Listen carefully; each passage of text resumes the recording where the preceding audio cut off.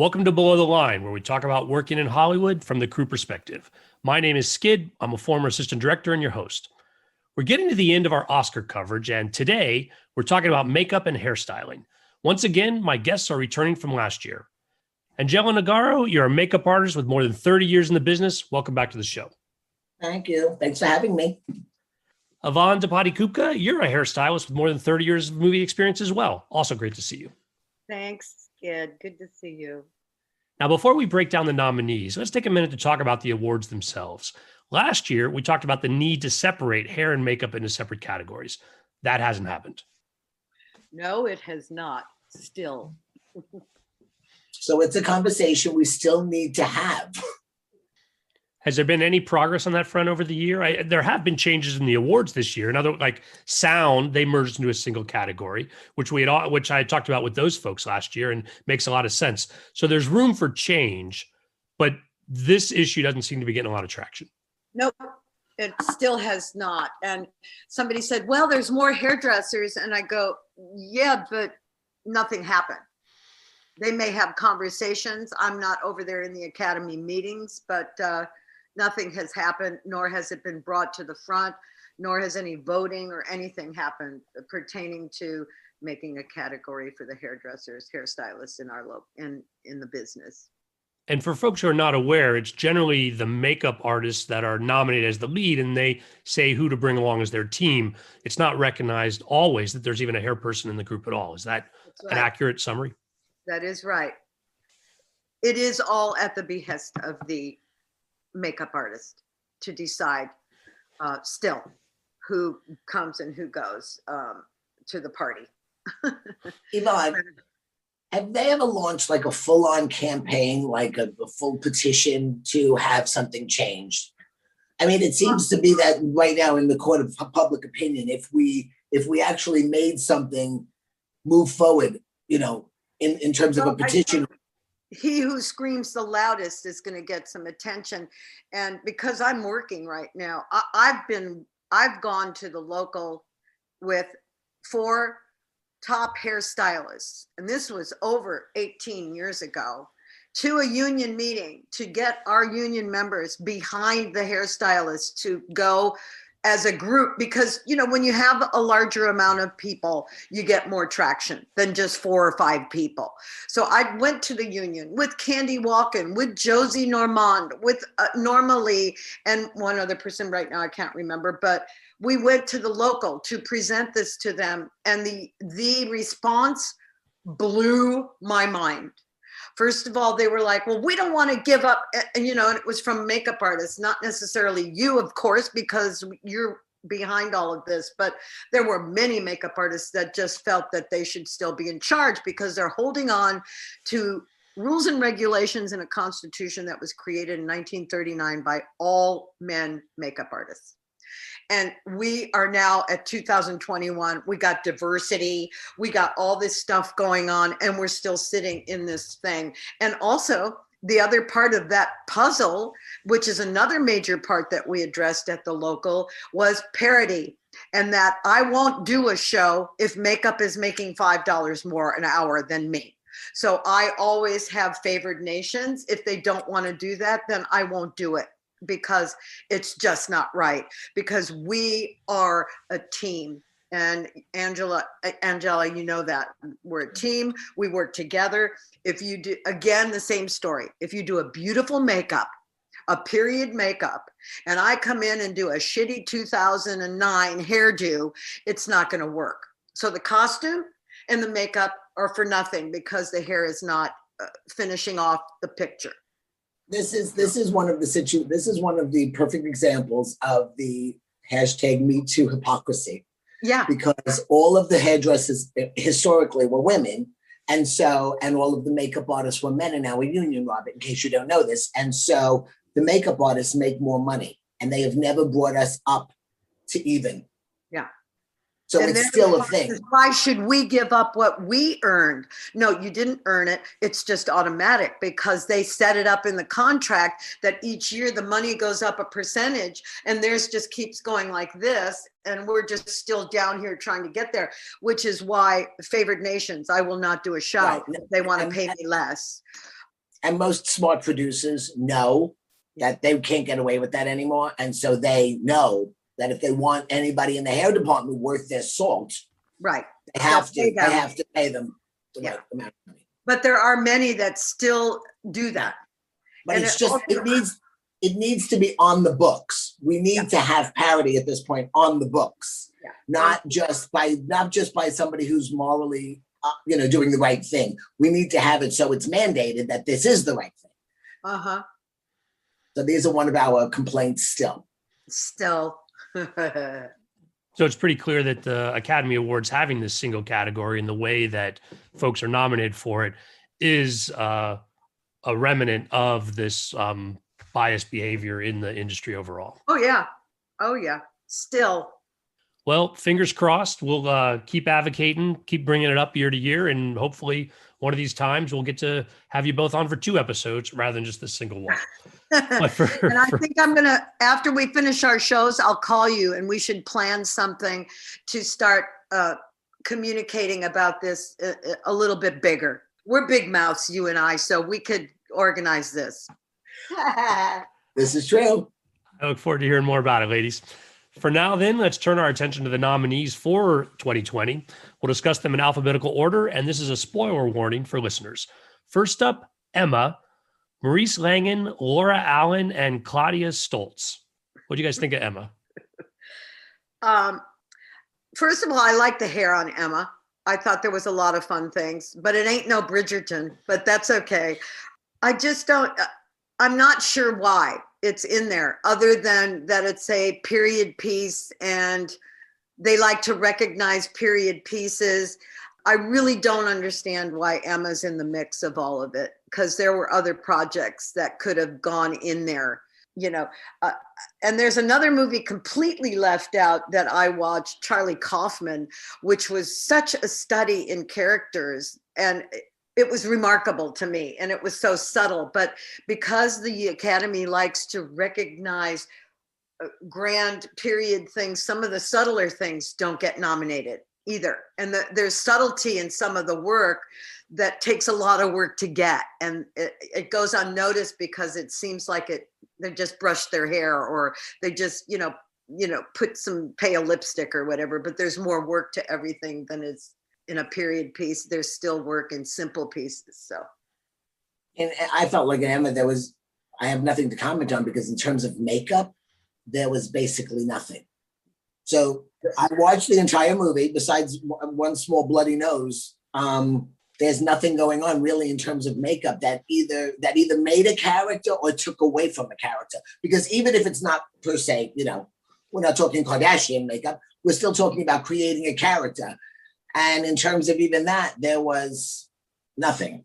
Yeah, I agree. That's where my head scratching came in yesterday. I was like, oh, okay. Because if it's not solid 100% in one department, it has to hit a couple of notes in the other department. Well, this is an interesting choice then. Like there is, I think, as we've noticed across categories, a bias towards what people see. And it is a surprisingly enjoyable film. Do you think people watch it, enjoy it, and then throw it into this category? I would say that if it was the Emmys, because I know that a lot of people vote blindly when it comes to the Emmys. Oh yeah. But there's a voting committee with the academies. So and I have friends who run it that I'm actually at some point going to ask. I'm curious about some of the nominations and what was the process. You know people in there too. I mean, I am curious to see what made the grade and what didn't.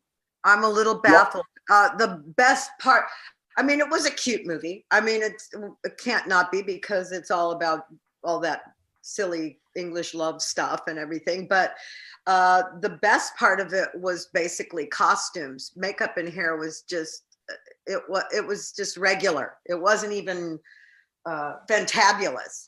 There was one character, I think, that they did a lot to, the homeliest girl that was always walking around like that. Her hair was, the most done. And some of it looked contemporary even, which is interesting to me when that happens in a period piece. The blonde girl who's Emma, for one. I'm like, okay, she looks like she just put on a fabulous dress. And so anyway, yeah. Well, the next film on our list, I think the hair and makeup effort is more noticeable. That would be Hillbilly Elegy. Aaron Kruger McCash, Matthew Mungle, and Patricia Dehaney. So right there, you're talking about 3 seasoned, incredibly talented, good old pros. Yeah. Who know their stuff, who can build a character that you don't sit there and look and think, oh my God, this is so made up. Because I watched that movie yesterday. I did all this for you, Rob, but I watched everything yesterday. Sat on my couch for hours. It's like in school. Right. But cramming. But didn't lose a minute of the storytelling saying, oh my God, this is out of character. I thought Glenn Close was amazing. I knew what I was looking for because I knew it was on there. You know, we were also privy enough to get some of the conversations of what they've done. So we know what to look for.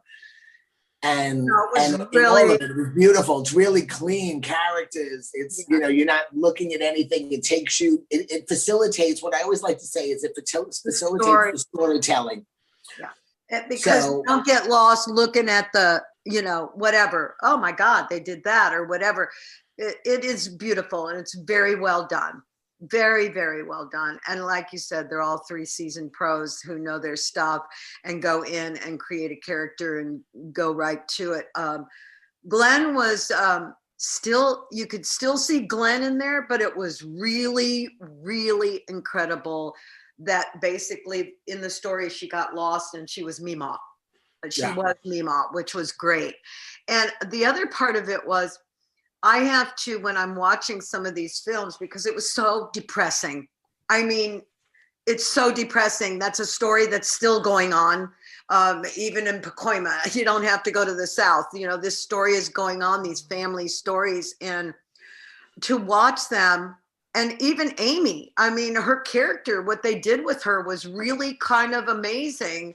Her little kind of the way she traveled through her illness and her, you know, dysfunction and everything was pretty brilliant. And that's character building with makeup and hair team. It's not just acting. It's not just costumes. That was part of the character play. So I thought it was pretty amazing.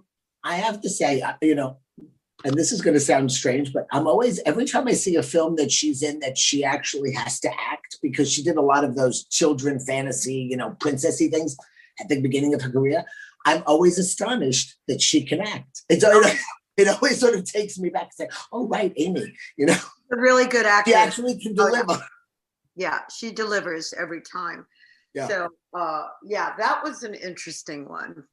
Glenn Close and Amy Adams are getting a lot of attention for their arcs through the story. Is there anything about the hair and makeup in general, given there is a lot of period element to it because it's over 30 years or whatever with and different aged actors and working through. What any thoughts about what they must have had to do overall?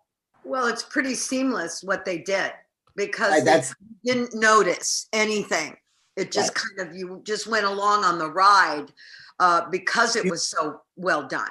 You watch them age without ever blinking an eye in their aging process, and you go back and forth. You know, the character in itself of Glenn Close with the nose and the ears and everything else that they did, you know, created a character to begin with, and you watched her age seamlessly, and you didn't bat an eye and say, oh, that's not. The minute that you're taken out of a story and something catches your attention that you go, oh, that's not 30 years from now, or she doesn't look older, or she doesn't look, you know, or it's wrong, is the minute you lose, we lose what we've attempted to do. And I think that the whole thing was seamless. Yeah, well, I feel the same way. Well, high marks for Hillbilly Elegy. Let's move on to the third film on our list, Ma Rainey's Black Bottom. Nominated team is Sergio Lopez Rivera, Mia Neal, and Jamaica Wilson. I have mixed feelings about it because some of the work is great. It's not huge stretches for me on this movie at all, as far as makeup and hair. Viola Davis is okay, but I wasn't infatuated from my perspective as a hairstylist, you know, or how I look at things makeup wise, because let's face it, I do look at that stuff when I'm watching a movie. And if it it tells a story, the performances were amazing. all of them. Viola Davis, who I've worked with, I love. She's a brilliant actress, and so she could sell, Spam really if she wanted to. But as far as makeup and hair, it didn't it didn't move me beyond. I don't know. It just didn't move me as much as I thought it was going to. The story was, and again, here's another sad story that you sit through and watch, and it wasn't, in my opinion, as much as I thought it could be. It's a great character portrayal. It's nothing out of the box. And that's, the work is beautiful. It's not Academy Award work to me. Well, do you think this is a case where the Viola Davis transformation into Ma Rainey, again, maybe it's not the hair and makeup stretch that people assume it is, but that change, her playing that character, again, is a category where people put it, much as they default to period pieces, they're like, oh, creating Ma Rainey, that's got to be a hair makeup heavy lift. And so they want to recognize it here. I don't think so. Well, let's look at the next film on our list. Mank. Nominated team is Gigi Williams, Kimberly Spateri, and Colleen Lebath. I thought it was beautifully executed. I thought that the makeups were beautiful. I thought the hair was beautiful. I thought that it came together. My husband loved this film, and I could barely get through it. That's just me. And it's not because the work wasn't fantastic and, awfully dark, in my opinion. The whole movie was dark. It was hard to see things. So, and that's not putting down the DP, because part of it was incredibly beautiful and some of it was great. But for me, I had a hard time watching the whole movie, and I had to go back to it a couple of times. And I know people that adore it. My husband loved it. And I'm like, which again brings us back to, I think I talked about this last year. It's like critics, we've had critics for years, and sometimes I agree with them and sometimes I'm totally polar opposite. So my husband loved this film. I talked to people, they go, oh my God, it was so brilliant. And for me, there were parts where I was like, I didn't. And yes, there was a lot of beautiful stuff. I thought the makeup was pretty great, which is hard to do because in black and white, it's a whole different game. There was some of the hair I loved and some just, it didn't do it for me. It looked like a wig, and that was me. So, but as a hairstylist, I look at those things, and I do look at the makeup, and I do look at the wardrobe. It was a really beautiful film. But again, I wonder sometimes what I notice in the Academy Award season is he who puts the most money into promotion gets their films out there, because there are other films that happened and they get lost. They disappear instead of having a machine behind them that pushes it forward. This is it. They started before the movie was out promoting Mank. This is going to be Fincher's biggest whatever. And okay. So then by the time you see the movie, it's like social media. They tell you, and then you see the movie and you go, this is the greatest thing I've ever seen. But from an artistic point of view, when I watch it, it wasn't that for me. But, but then some people may say, well, she doesn't know anything. She's just a hairdresser. So, but that is how I felt about Meg. And I have a hard time just going, yeah, it's one of the greatest movies of all time. No, definitely wasn't that. Yeah. No, I think it was a good retelling of a story, but I don't think it was an amazing story. It's not an amazing movie. It's a bit more like I don't want to say a documentary, but it wasn't an amazing movie to me. Yeah. Again, I thought the work was nice. Yeah. There's just so many other things that when the nominations came out, I really scratched my head with a lot of them going, I'm not quite sure what's going on. What's going on, Yeah. Well, one more film on our nominated list, that's Pinocchio. Mark Coulier, Dalia Coli, and Francesco Pegoretti. Amazing. And that deserves to be there. Yeah. The work that they did, and not just because it's special effects, but because it's so brilliantly done and seamless that it's kind of like, oh my God, turning people into fish and all that stuff. So again, does it mean that the Academy needs to like start looking at things and have a separate category for these special all effects things? Because Pinocchio's effects, it's like, and it's all done by hand, it's not CGI'd, because there are things that they do with CGI all the time, and there needs to be some recognition for what's going on. It's like Hillbilly Elegy is seamless. Pinocchio, those makeups are like insane. They're so good. It's Billy Corso, it's Rick Baker, crazy good.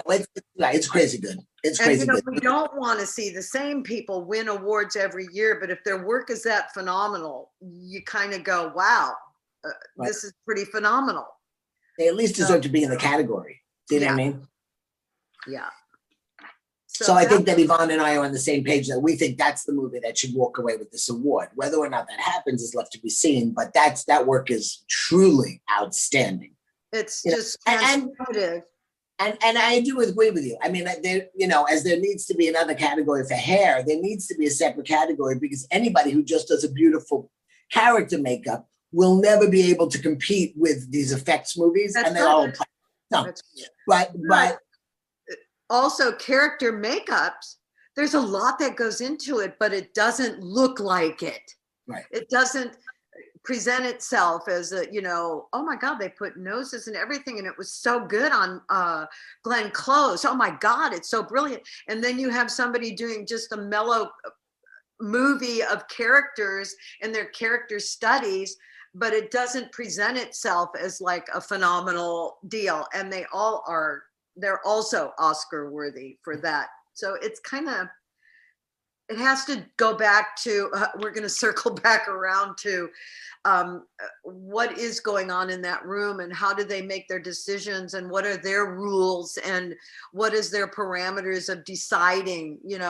I found out from somebody in the Academy that with hair, they look at it and say, does the hair tell a story? And I'm like, that's odd to me. Does a hair tell a story? You mean, does the whole thing become the period? I just don't know if it's just one thing. I think it's a whole picture that we work together on. The one I'm working on right now. And when you do character studies on, your TV show, look how many TV shows are just discarded, and they go for the one trick pony and give them the Emmy. Last year I was nominated for 2, and we lost out to a show that is like, really? Right. I understand that happening, because I think that the voting for the Emmys is really not, we need a committee. Yeah. Because people submitting and putting in their descriptions and doing all of this, if you don't actually go through all of it and read all the descriptions and know exactly what was done, you might overlook a lot of it. But with the Academy Award, But with the Academy Awards, there is a committee. Yeah. And that's this is where the problem is. There is a committee who does what we do, who should know what they're looking at. Other films for this year that didn't make this list but deserve a shout out for hair and makeup? I mean, listen, I know that Bill and Ted's Excellent Adventure was up, and I know that Billy Corso did a bunch of character makeups. And, to me, Billy Corso was like Meryl Streep. On their worst day, they should be nominated. Because they still top the majority of other makeup artists that are out there. I mean, I don't want to see one person get every award, but to know that he had up some characters in a movie. Oh, he aged those 2 guys. It was like, right. I mean, right. That was the year that Matthew McConaughey, what was his movie that they won for that movie? Where he lost 50 pounds. Right, where he lost 50 pounds and they did nothing. And Steve Prouty, who aged for Bad Grandpa, Johnny got nothing every day, got nothing, and it was seamless. I mean, so I don't. It's more head scratching. We just scratch our heads. I don't know what goes on in that room. I really am, but I'm so curious. Yeah, how one thing could get nominated, like Matthew McConaughey losing 50 pounds is not somebody walking away with an Academy Award. And also Jared Leto lost 40 pounds and let his hair grow. That's not even a wig. So, it's kind of like, yeah. Dude, I don't know. I don't know if the people voting get wrapped up in the emotion of with the film. I just have to believe that the people that are on the committees are smarter than that, and they actually break down what's going on. Yeah, I'm not sure. So we scratch our heads a lot, Skid. They have a discrepancy for silly comedies or something. Do you know what I'm saying? Like, this is a serious film, and Emma was a, serious British film, or Ma Rainey. It's these are serious contenders, right. And this is silliness. Like Bad Grandpa. It's a silly movie. Right. I understand that for Best Picture. Maybe we're not doing, but our category is supposed to be about what we do, not about the movie itself. It's supposed to be about the makeup and the hair that's in the movie, whatever that may be. You know what I mean? If it gets no other nod, that's fine too. But let's acknowledge what we're putting into whatever film. Yeah. It doesn't have to be Best Makeup, Best Picture, Best Directing, all in the same category. Yeah. Best Makeup might be just makeup all on its own. It could be that one little strange film that, that just had amazing makeup and didn't necessarily hit any other category. I don't understand, what we do in the popularity thing. That's right. And it's an important part to bring up, because as I was thinking about it, it's like these silly comedies that required, Bad Grandpa, the work was brilliant. Brilliant. Steve Prouty knocked that out of the. Did you ever see it, Skid? Did you ever see the movie? I have not seen Bad Grandpa, but I've seen the ads for it. Oh yeah. I mean, the makeup is brilliant. He got so robbed, Steve Prouty, for that. Seriously, the makeup was brilliant. And it's one of those once in a lifetime opportunities where you get to age somebody like that for the entire movie.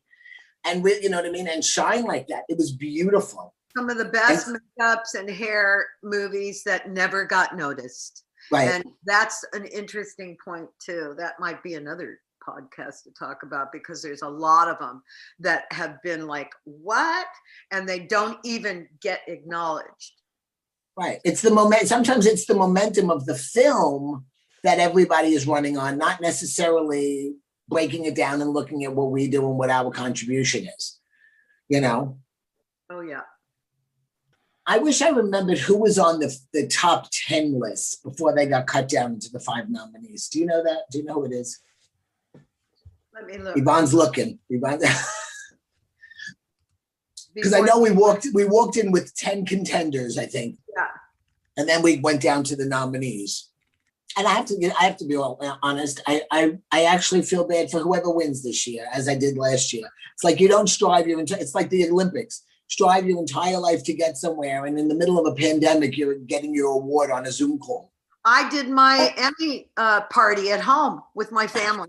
No red carpet, no symposiums talking about all the work we did and how we accomplished it. It's so sad. I like being on Zoom plenty, but not to get my Emmy nomination. Right.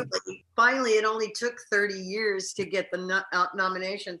I want to know, so Skid, so tell us, what are your opinions? Because I know that that's not what you do, but I know you've seen everything. And what did you think? What do you think about all of this? I mean, as far as hair makeup, like who's because you're a layman, and so you're not looking at the things that we're looking at. What took your breath away?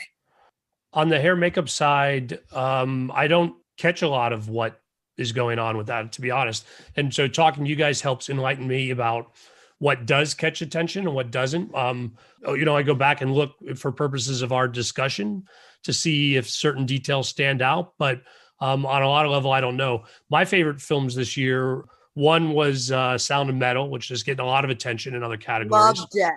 I really appreciate. And other movies, I really liked a movie called The Outpost about being in Afghanistan. And I'm surprised I haven't seen any love anywhere for the Prime movie, I'm Your Woman, which I thought was a really nice period piece and dealt with interesting issues that hasn't gotten any attention at all. So not really sure what to make of the nominees this year. On the list originally, there was, I think, One Night in Miami, which was pretty darn good. Nomadland, Dad, or that movie Dad with Anthony Hopkins, whatever it was called. The Father. Sound of Metal, Chicago 7, Mank, Promising Young Woman, and also Judas and the Messiah. Judas and the Black Messiah. Black Messiah, yeah, was well done. But, I'm surprised that didn't get there too, even though it just was basically a couple of wigs and the rest was very much character studies. I thought Riz was amazing as that guy who in Sound of Metal. I thought his performance was amazing. But I didn't see Sound of Metal yet. Yeah. I thought Chicago 7 was well done, even though the character studies, and this is what I've understood, Aaron Sorkin, he doesn't like to completely replicate, but he likes to intimate. So, even though on our movie, Lucy and Desi do look, like Lucy and Desi and Fred and Ethel look like them too. And Yvonne, you're working with Aaron Sorkin now on a movie. Yeah, he's lovely. And, he's a master. So, what happens? You got the word master, you got this going on. Chicago 7 was really well done. That was a movie that was in the top 10, but got bumped out, later. Promising Young Woman was well done, but that's just a contemporary thing. It's not going to beat out Pinocchio. I can tell you that. One rainbow wig is not going to beat out, because the rest of it was just, it would look good. I'm not saying that at all. I thought it was no, I know, done, but it was not, put it in the Oscars. I think that there are movies that we hold to an Oscar standard, right? That we think everything is supposed to be, and I don't want to necessarily say it's like a big epic, but I do think that there's a fantastic quality that we expect from an Oscar nomination. Yeah. I haven't seen a lot this year because I've been working since November, and I've just, Right. I've been working all year too, but I did pull aside to watch these because, of course, they gave them to us, except Pinocchio. And Pinocchio, I saw many different, how they achieved things when they created these characters. And I'm just like, this is like, it's otherworldly that. So to have all of it, it's kind of like doing a variety show with a comedy. The categories are like, I don't get it sometimes. The same thing with the Emmys. You put together a show where one person is taking care of one person, and you put it up against a team of 15 people that created 20 different looks, and then the one person wins for the one person they took care of. They don't all balance out. I'm really curious to find out. I'm going to ask my friends who are in the committee for the academies. I really want to know if they have like a checklist. I know that they have big roundtables and they discuss everything, but I really wonder if there's a checklist of what everybody is supposed to be looking at and looking for as they start to decide. You know what I mean? Whether it's, period accurate and blah, blah, blah, whatever their checklist might be, but a criteria of what they're rating everything on. Because I think that would be interesting to find out if they're going about nominating these films with a criteria. Right. Yeah, I don't know what they're doing in that room, but I do know that if they listen to the podcast, they'll probably think we're like everybody else. Oh, they think they know what they're talking about. But, we get to have these opinions about films and working in the business and seeing what's going on. And there's a lot of mixed bags about it. And I'm sure every single guild and local has all of their own little stuff, just like Makeup and Hair does. I mean, last year sound was like, hey, we want to have our own deal. And it's a long time coming. So if you guys do hear anything from your Academy friends about how it's working, come back and talk to us about it. We'd love to hear more. Always pleasure talking to both of you guys. You too, kid. Thanks for having me. Thank you. The Academy Awards ceremony is only a few days away. If you're not already subscribing, please do it. It's a great way to catch every episode.